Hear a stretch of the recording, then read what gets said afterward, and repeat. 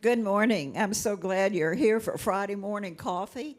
I know that we have 2 Fridays before us, but we are now welcoming our Brenau University faculty lecture series to begin again. And so we appreciate your being here. We have an exciting speaker this morning, and I will let Tim Bryant, head of Bully, please do the introduction. Well, we're pleased to be back here to begin what at Brenau would be our new academic year.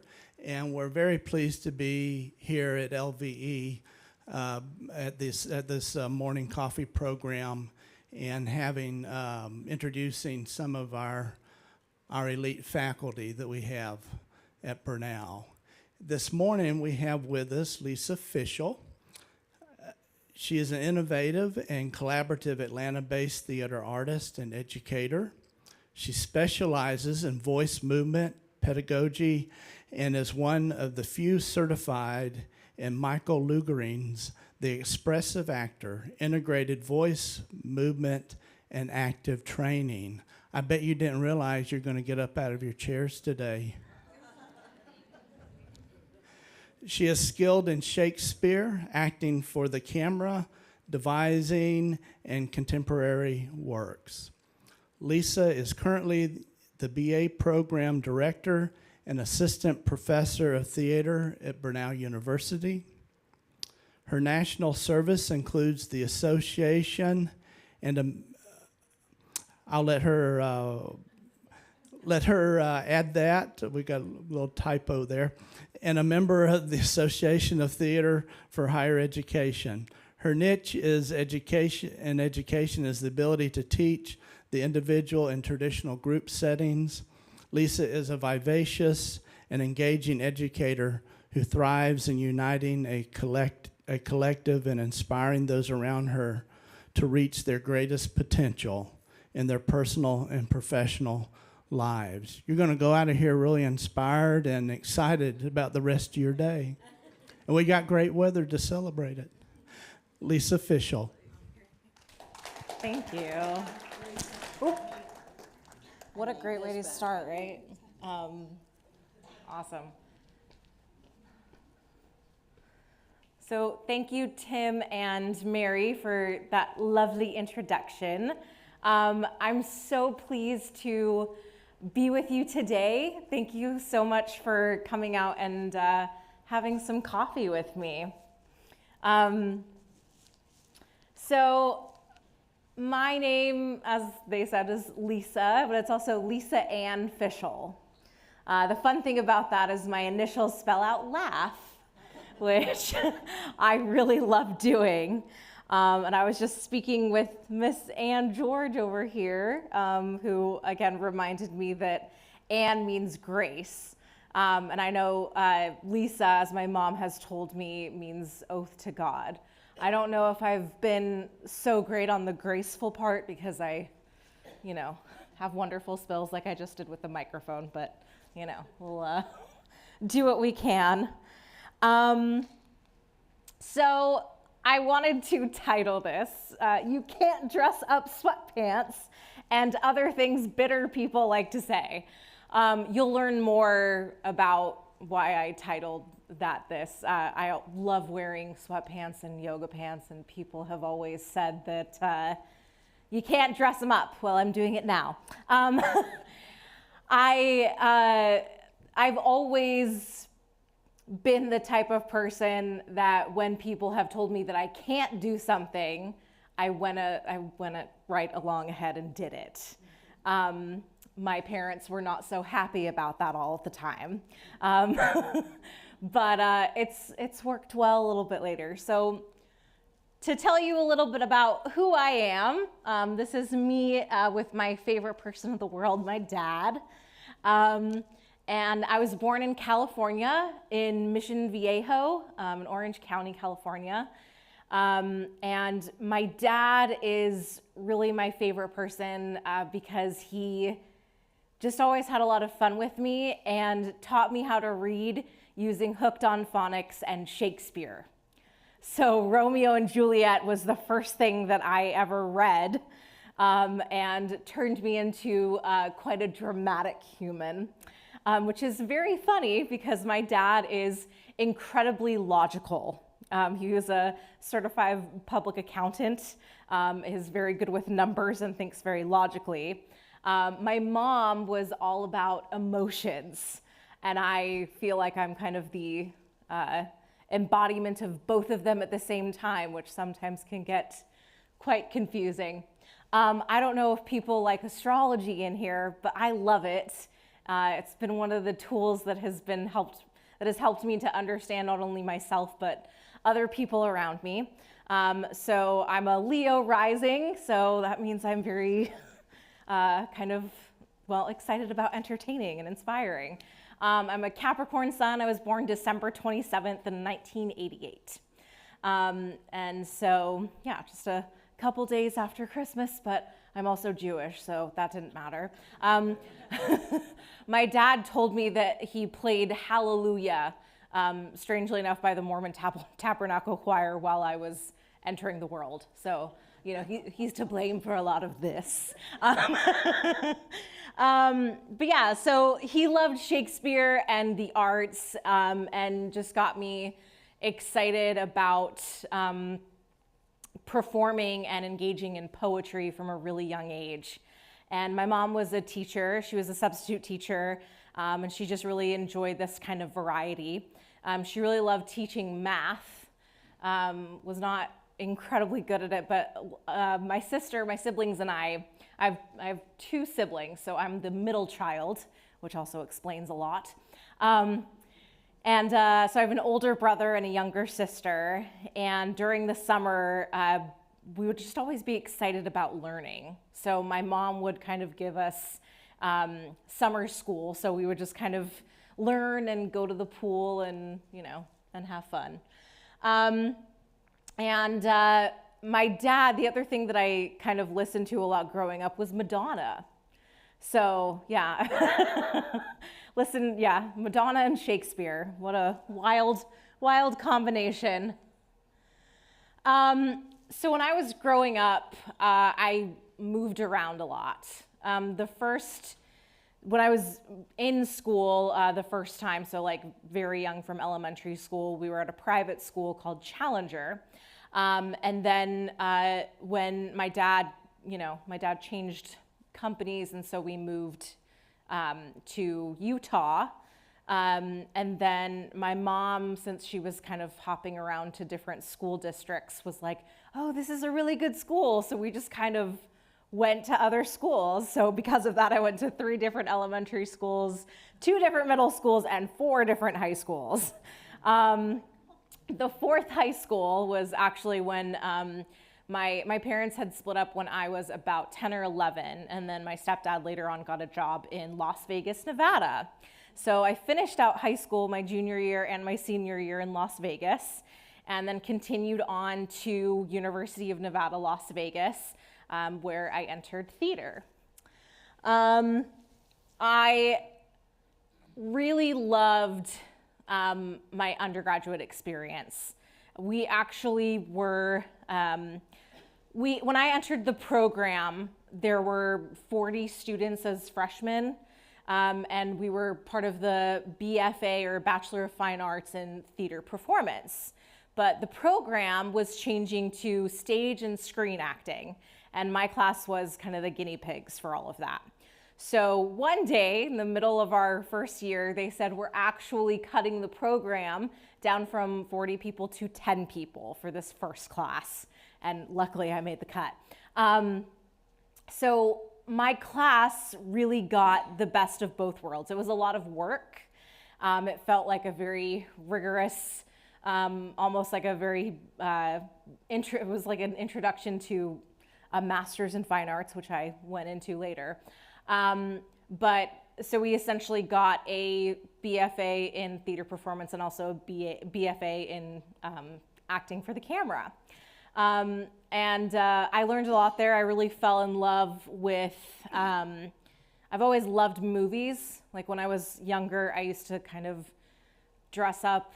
I used to take like trash bags and like make dresses and like take foil and make crowns and like watch Disney movies. I didn't have a lot of friends. So I just, I would sit there and watch Disney movies or watch movies and, repeat voices back to each other. I won't horrify you with as many voices that I can do. Well, maybe it'll be like a little treat at the end.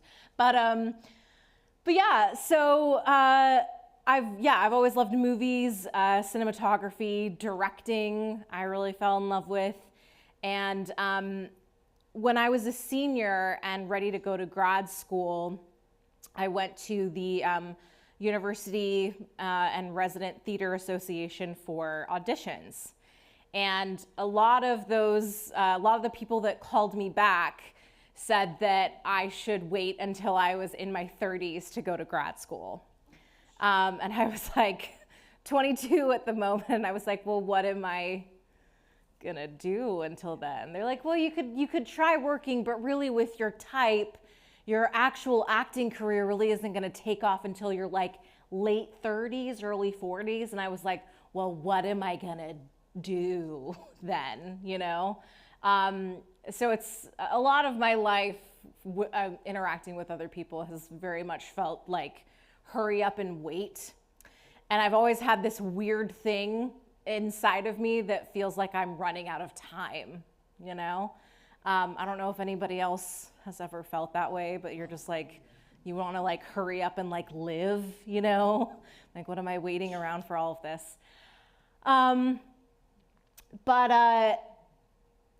So I got done with those auditions, and I didn't actually think I was going to grad school. And so I decided to do a 30-day Bikram yoga challenge, which is hot yoga. And I read a book called Conversations with God to just get in touch with my spirituality a little bit more and just try to figure out and see exactly what I was going to do. In the midst of all of that, it was in June of 2011, I randomly got a call from my professors, one of them being Michael Lugering, who asked me if I could send over an audition video. And I was like, sure, what's it for? And he was like, just give it to me. And I was like, okay. So I listened, and what was interesting is I got a call the next day from the head of the program at University of Southern Mississippi in Hattiesburg, and their graduate acting program. And I was like, well, that's strange because I've never submitted there. But what turned out what had happened was a man who actually did his graduate school at University of Nevada, Las Vegas many years before me, Sean Boyd, who was currently teaching at the University of Southern Mississippi. They had a person drop out of their program, and for some reason he decided he did not like any of the alternates. And so they actually, that's how I got into grad school, which kind of felt like a strange whim, and all I kind of had to do was, all the work that I did do before, which was consistently show up and do my best, and then the opportunity just kind of fell in my lap, which is very antithetical to who I am. Because I show up, I'm always the first person that wants to put my best foot forward, and I'm very passionate about going after what I want because I want to give permission for other people to kind of do the same, So I was like, okay, well, did that. And I really loved grad school. Grad school was where I found some of my best friends in the entire world, which was really fun and meaningful for me because, I like I've said, I moved so much when I was younger, and it was really hard to just kind of make friends. But as I've gotten older, I keep feeling like I'm finding more of my people, which is a really lovely thing. In between my first and second year of grad school, I traveled to London, to the London Academy of Music and Dramatic Art, and I did a summer session with Shakespeare. So I had kind of a immersive time just doing a whole bunch of Shakespeare, touring London, and we actually got to go to Stratford-upon-Avon, and they do a really cool thing there where they do performances, and I was like so excited, and I actually asked one of the performers there if I could do the balcony scene from Romeo and Juliet. So I'm like, I've performed in London. And so sometimes, all I have to do is just kind of ask to do things. And after grad school, I got some of my friends together. My best friend, his name is Chase Bird. He's a really wonderful human. And I was talking about, if we wanted to go to New York or where we wanted to go. And I had always thought I was just going to go to New York after because I have a very kind of go-getter personality.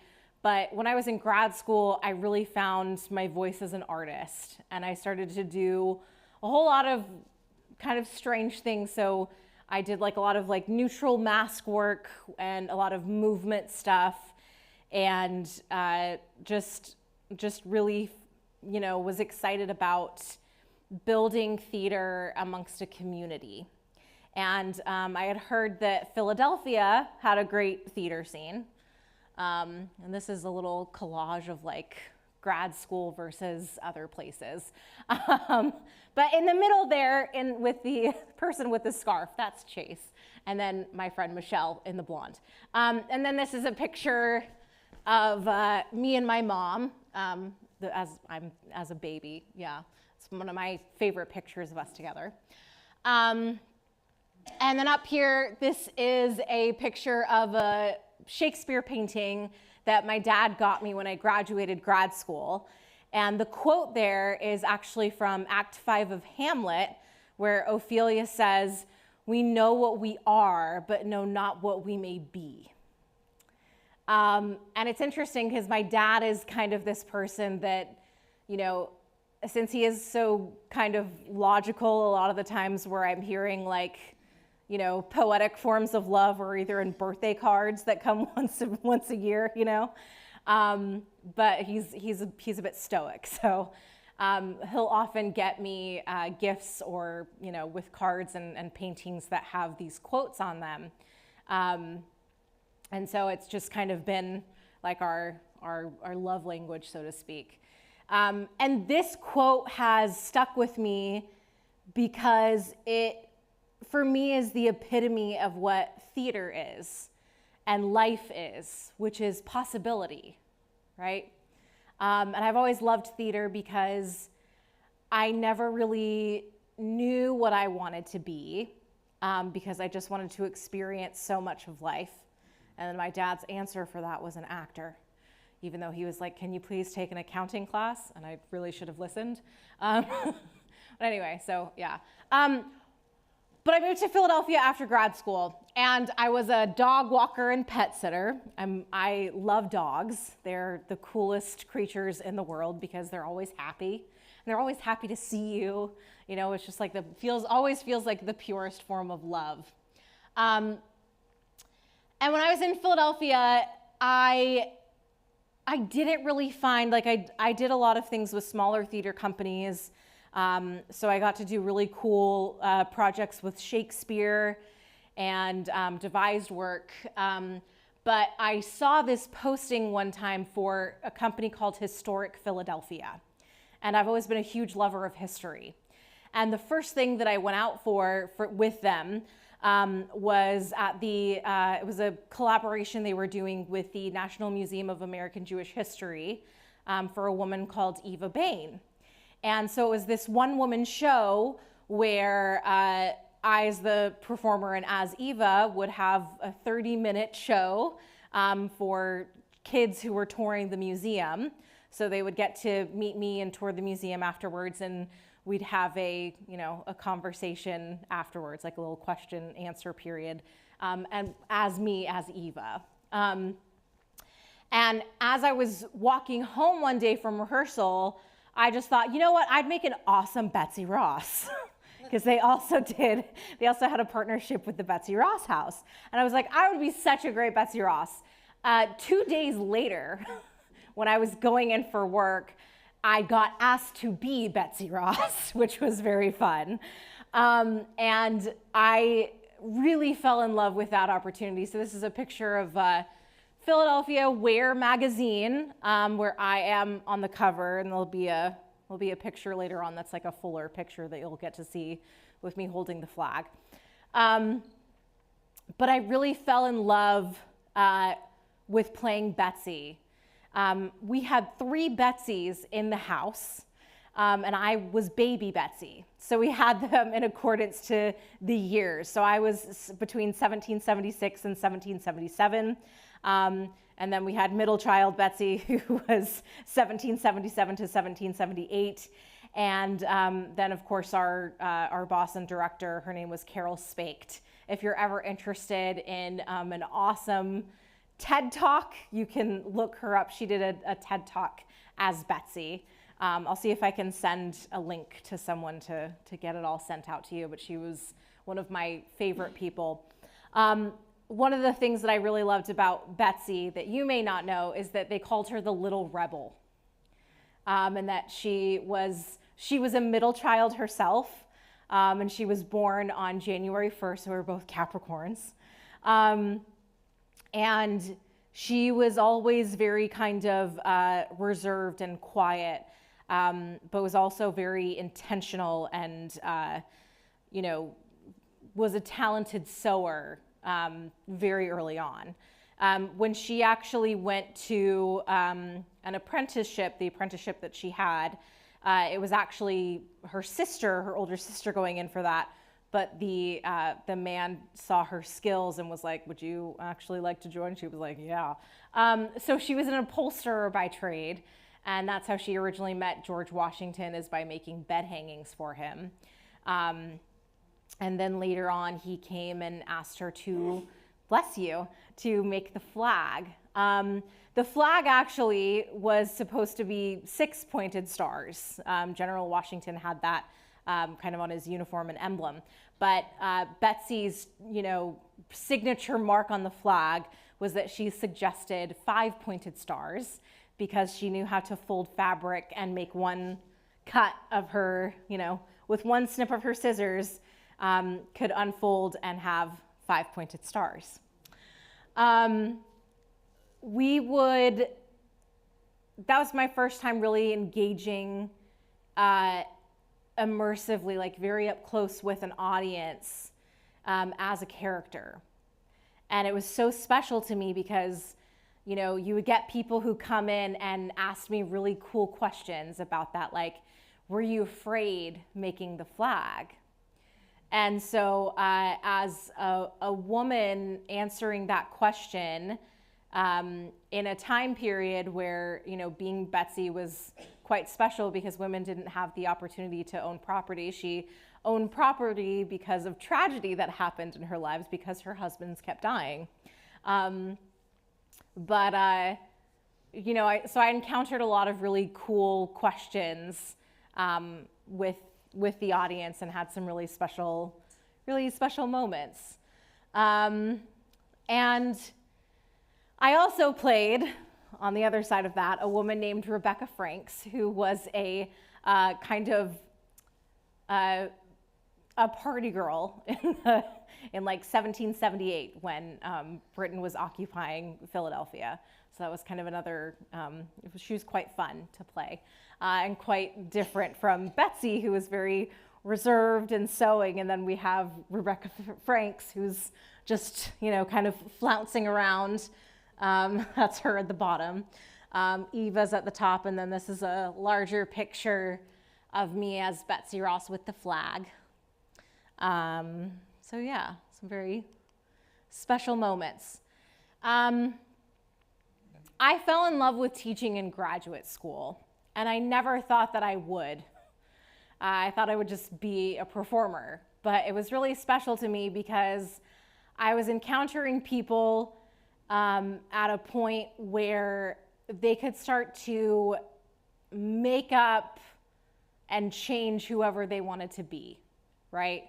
Because when we're younger, like up to the age of like 17, 18, Your parents or, people or, teachers at school are telling you who you are and what your future is going to be like. And then in college, that's like the first time where people get to decide who they're going to be. And so when I was teaching and kind of was telling, I guess, some kids who are not just a couple years younger than me about my strange journeys in life and all the times that I moved and things that I had learned from being bullied or anything like that, they found a sense of inspiration for themselves. And so I just fell in love with this aspect of helping inspire people to go out and be proud of who they were.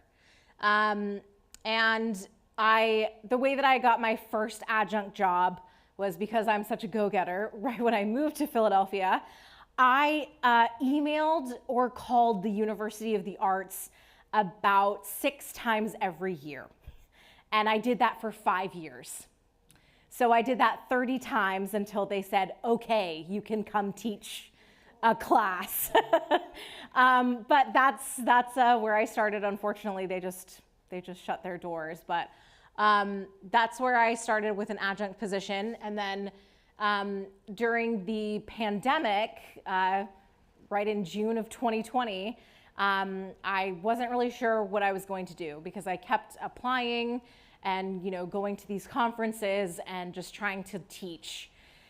And then I had a friend who was in 2 classes below me from grad school who was going to a different college and said, you've been looking for work. Would you like to meet my boss at Coffeyville Community College in Coffeyville, Kansas, which is a town of 9,000 people? And I said, I sure would. And so my best friend at the time, Jacob Bonancini, got in the car with me with his dog, who was a very cute Boston Terrier, and he helped move me across the country from Philadelphia to Kansas. Several days on the road. And sneak peek, Jacob actually helped move me here too. So we'll get to that a little bit later. So I spent a year at Coffeyville Community College. I was the director of theater there, and I was only there for a year because I was a one-person team, and I didn't very much like that. And when I sat down in budgeting, they were like, you're never gonna get a raise. And I was like, well, I'm gonna try to move on then. And I saw an opportunity at Angelo State University, and I had applied with them before, and they had the same position open again. And so I applied, and this time was hired there. I spent 2 years there. That's actually has a town of about 100,000 people, almost smack dab in the middle of Texas. And I really loved it there. But I had a couple of things going on. In 2017, my dad was unfortunately diagnosed with an autoimmune disease and had just, kind of he'd been doing okay, but, as time goes on, things were taking their toll. And myself and my family were trying to see if we could get him to a much nicer area. By that time, he had moved to back to Wilmington, Delaware, where both of my parents are from. And he has a dog, and it's quite icy there, and nobody wants to be physically unstable walking around the ice. But he's also incredibly stubborn. And I had reconnected with an old friend from grad school, and I started dating them, and they lived in Florida. And so I made a mistake and left Angelo State University and just decided to move to Florida. And I got a job at a middle school, which was not great for me because I'm not great with younger children. We just don't mix very well. I have a firm belief that if you're teaching, you should probably teach at a place which were kind of like your peak years, or otherwise you'll just kind of revert back to where you were at that time, and you don't want to talk to me as a middle schooler. That's just not a great thing. So that relationship also was not very good to me. And sometimes you learn the best lessons from really difficult situations. And a couple years back, I had, at one of the conferences that I was at in 2022, I met someone named Greg Geoffroy. Greg was on the board with me of the Association of Theater Movement Educators. And he actually he went to undergrad in Florida. And in last December, he was just, going through visiting family and friends and was like, oh, we should get dinner. And I was like, absolutely. So I meet him for dinner, and then he starts talking to me about this job that he had started at Brenau University. And that they were opening a line for the director of a BA program, so a Bachelor's of Arts in theater. And since I've done so many interesting things combined with acting, this kind of felt like a strange, just perfect position for me. And so we were talking, he was like, I think you should apply. And I was like, I think so too. And then, when I came in, luckily I got, the Zoom interview and the on-campus interview, and I was the first one to go, and it kind of just felt like everything fit and clicked. So I was really happy for that. And over the summer, I escaped that bad relationship, actually like in April, right before my on-campus interview here. And I went to my dad's and stayed with him for the summer. And Jacob, who still lives in Philadelphia, decided to help me out another time and got all of my things in a car. And we drove not only from Delaware to here, but we took a flight back to Tampa to a storage unit where I had more of my things, gathered those things, got in another van, and then drove back up here. So that is one great friend I have. As far as quotes, I spend a lot of my time when I'm teaching really wanting to instill a sense of courage in my students, to help them understand that although you may have really wonderful friends, that you are going to ultimately, I don't want to say be alone, but you're going to have to cultivate a really deep friendship within yourself. And books have always been a really lovely way for me to find, some courage and things like that. And so, of course, over there, follow your dreams, not your boyfriends. That's really what I have to kind of remember. But then we have by Rumi, you suppose you are the trouble, but you are the cure. You suppose that you are the lock on the door, but you are the key that opens it. It's too bad that you want to be someone else. You don't see your own face, your own beauty, yet no face is more beautiful than yours. Gets me all emotional just even reading it aloud. And then one of my favorite quotes from Amy Poehler, I'm a firm believer that every few years, one needs to shake one's life through a sieve, like a miner in the Yukon. The gold nuggets remain, and the rest falls through like the soft earth it is. And one of the things that I've never been afraid to ask myself every so often is, who am I now?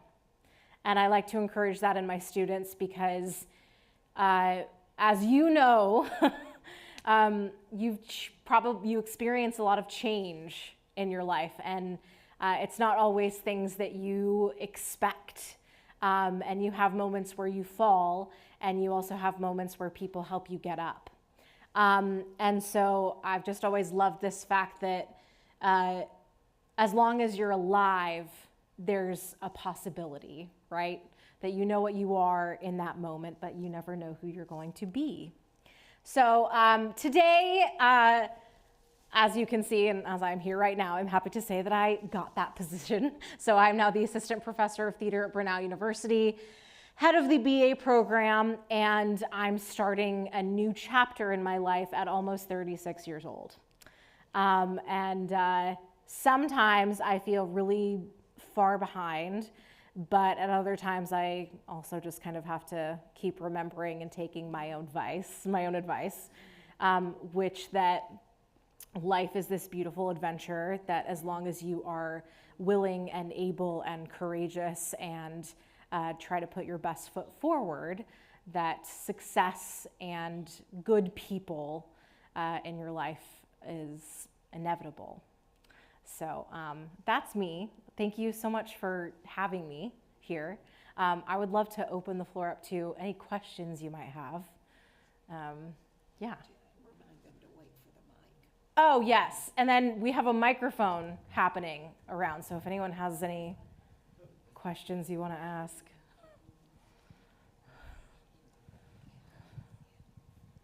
Just out of curiosity, what high school in Las Vegas did you attend? Green Valley High. Green Valley. Okay. Yeah. Thank you. Yes, thank you. Yep. Henderson, Nevada. How big are your classes at Brenau? That's a great question. So they range right now. So in my fundamentals of acting class, I have 18 students. There's a theater management class that I teach that only has 2 students in there because we have some crossover with people who are finishing that class. And then I have 5 people in a script analysis class. And then I also do a senior seminar with 1 person because she was a late graduating senior. So we're in the midst with Greg, myself, and then Steve, who is actually from London and the West End, who came here. We're kind of like the newer faculty, and we're rebuilding and regenerating the program. So Brenau University is an alliance with University of North Georgia for the Gainesville Theater Alliance. And so since they've had a couple degree changeovers, we've also had a couple degree changeovers. And so, we've recruited a lot of freshmen. We have a really high incoming freshman class. So a lot of those numbers will start to get higher. But yes, so I'm hoping for larger classes, but I've always loved the intimacy and closeness generated with smaller classes. I love my script analysis class because I have 5 people who are just excited about learning. So, yeah. Anyone else? Yes.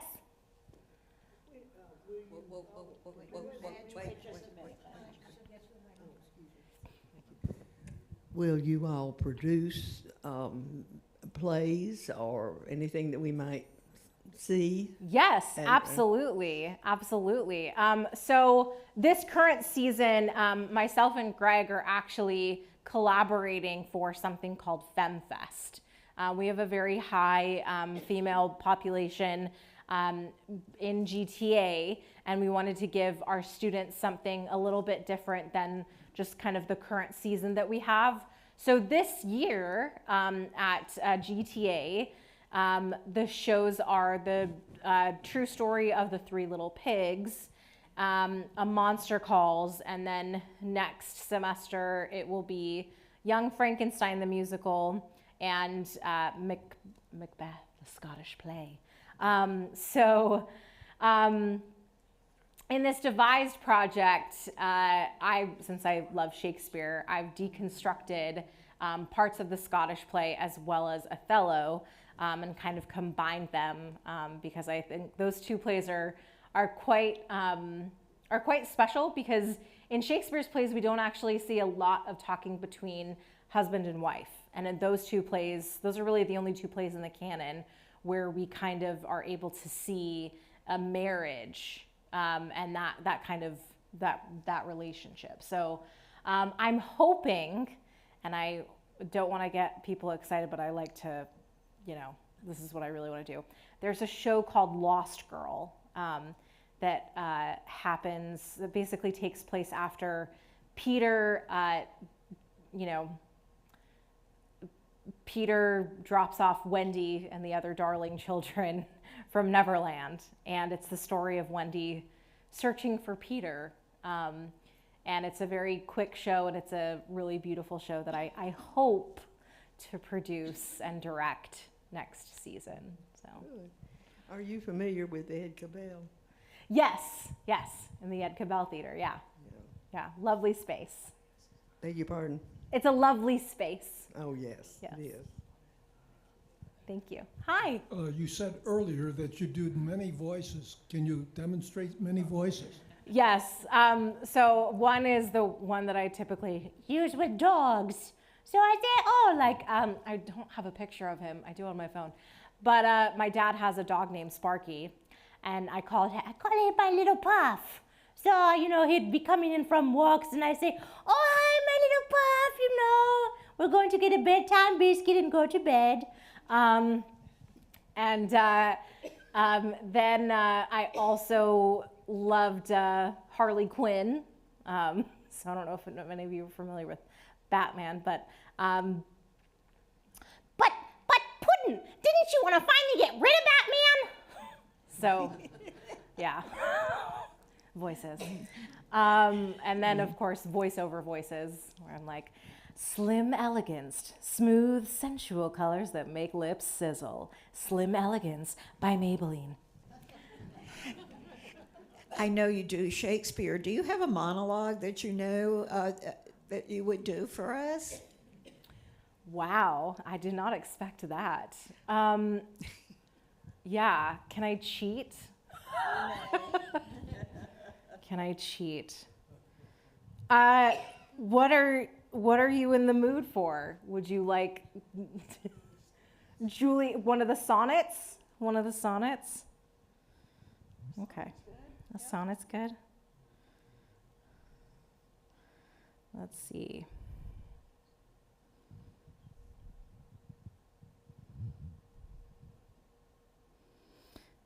Well, that's the first one that pops up.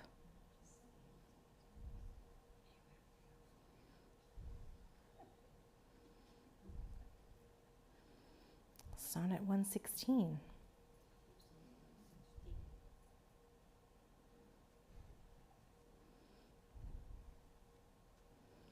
Well, there's the summary. Where is the actual sonnet? Google. Come on.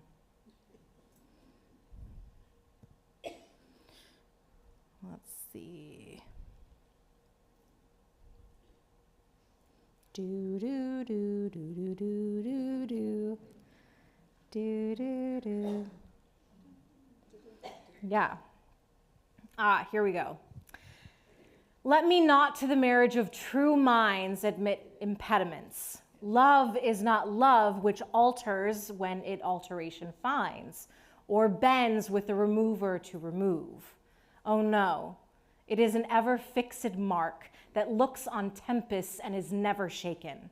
It is the star to every wandering bark whose worth's unknown, although his height be taken. Love's not time's fool, though rosy lips and cheeks within his bending sickle's compass come.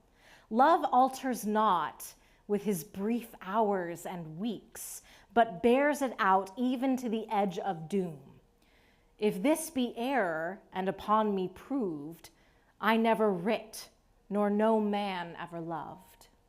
And you know that by heart. Yeah. That's lovely. How do you know that by heart? I took a Shakespeare class in college. Yeah.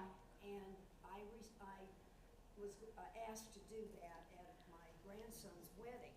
Oh. So, I wrote it out because I thought when I get up in front of everybody, I'm going to forget what I'm saying. Yeah. But, you can't really read as you're going along and find where you are, so I had it memorized. Yes. Wonderful. I love that. Memorized that in high school. Yeah. I did a couple. I've had a couple. There are different ones that I have. Like, I have a couple of favorites. So one of my favorites is actually, I know a little bit of it by memory. I loved the history play. So Henry VI, Part 3. It's Gloucester's or Richard. He becomes Richard III. It's kind of his no good deed moment. I don't know if any of you have heard of Wicked, right? When she's like, all right, if you're going to call me evil, I'll just be evil. But he starts it off with, I that have neither pity, love, nor fear. Indeed, 'tis true that Henry told me of, For I have often heard my mother say, I came into the world with my legs forward. Had I not reason, think ye, to make haste and seek their ruin that usurped our right? So it's this, it's this person that has, come out physically different from everybody else. And so everyone calls him the villain. And so he's just like, well, I guess I'm going to become the villain. So he does. And then, Richard III happens. I've always loved Romeo and Juliet specifically, where she has that lovely moment where she's waiting for Romeo. And she has this beautiful speech that starts with, gallop apace, you fiery-footed steeds, towards Phoebus' lodging. Such a wagoner as Phaethon would lift you to the clouds immediately, and now it's trailing off in my brain. But she has this lovely moment where she says of Romeo, and when he shall die, take him and cut him out in little stars, and he shall make the face of heaven so fine that all the world will be in love with night and pay no worship to the garish sun. So, yeah. Love that. Yes?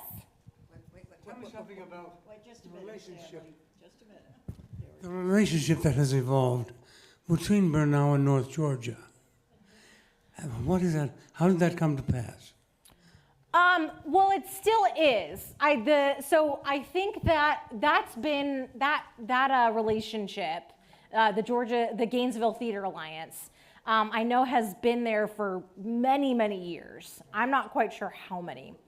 I know that the pandemic changed a lot of things, and that the person who was the original artistic director, after he had left, and it's gone into new leadership, which has to be somebody at a University of North Georgia, that we've been trying to find a way to kind of, get back on the horse, so to speak, especially like after the pandemic.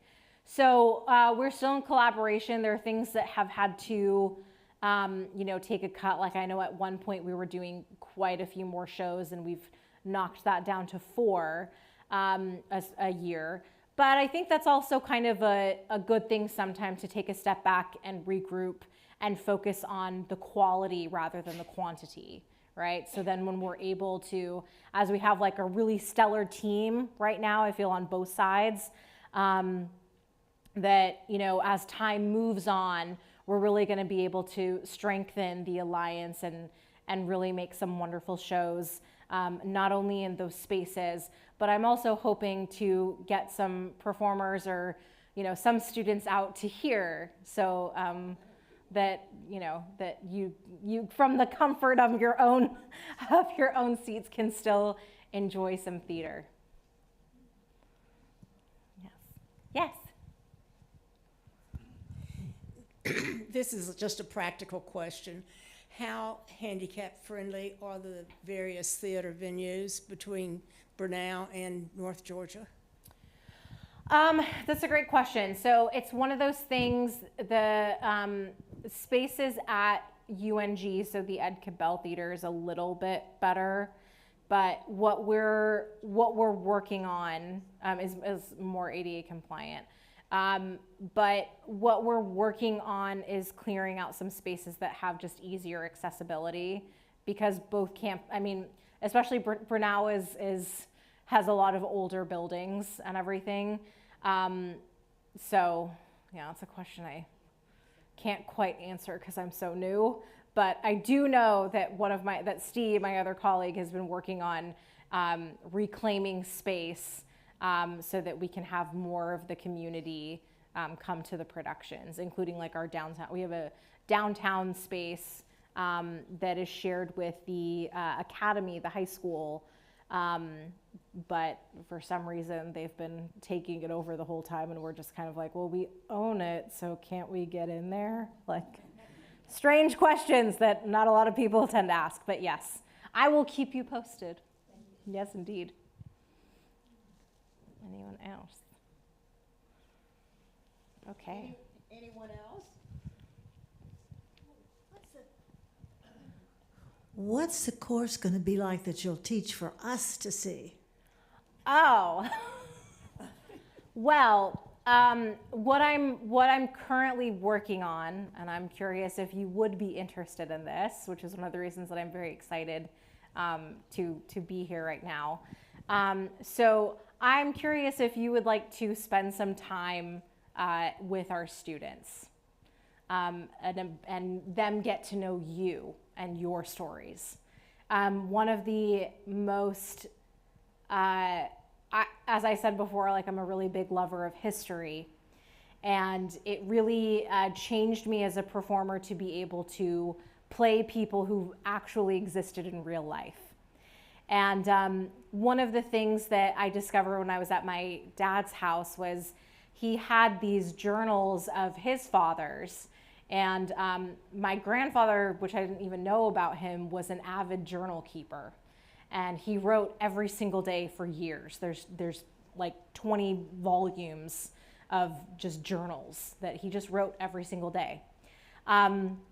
So one of the things that I'm really interested in teaching my students is the value of hearing other people's stories and having to either recite a monologue or collaborate together to make up a scene from people that actually exist. So if by show of hands, would you be interested in sharing your stories with students?